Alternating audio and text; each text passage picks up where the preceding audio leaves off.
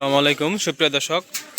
তো আমি অনেকক্ষণ ধরে খেয়াল করছি আমার বারেক কাকা খুব ব্যস্ততার মধ্যে সময় পার করতেছে। আসসালামু আলাইকুম কাকা। হ্যাঁ বাবা। কাকা খুব ব্যস্ত দেখাচ্ছে আপনাকে, কেন? ব্যস্ত হালখাতা কাটতেছি বাবা। ও, এটা কি আপনার বাৎসরিক হালখাতা? হ্যাঁ বাৎসরিক হালখাতা। আচ্ছা আচ্ছা, এটা কয় তারিখ থেকে অনুষ্ঠিত হতে যাচ্ছে? আগামী 7-8 ইংরেজি, বাংলা হলো জ্যৈষ্ঠ না? 24-25 জ্যৈষ্ঠ শনি এবং রবিবার। তো এটা কি প্রতি বছর অনুষ্ঠিত হয় না? বাৎসরিক অনুষ্ঠান। এটা কি গত বছরের বকেয়া বা তার আগের বছর কোনো বকেয়া থাকে নাকি? না, দোকানের বাকি বকেয়া তো সবসময় থাকে, শেষ হয় না। দোকান কাস্টমার শেষ হলে দোকানদার শেষ হয়। ঠিক আছে।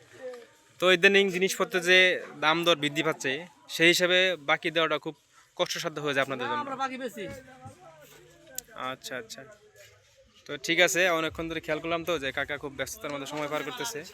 তো আপনারাও যারা গ্রাহক আছেন, আপনারাও চেষ্টা করবেন যে যথাসময়ে হালখাতা করে দোকানের বকেয়া পরিশোধ করার জন্য, কারণ তারাও অনেক বড় বড় ডিলারদের কাছ থেকে মালামাল নিয়ে আসে নগদ এবং বকেয়া মিলিয়ে, এবং বাজার মূল্যের যে ঊর্ধ্বগতি, এই হিসেবে ব্যবসা এই প্রত্যন্ত অঞ্চলে, গ্রাম অঞ্চলে করাটা খুবই কষ্টসাধ্য হয়ে যায়।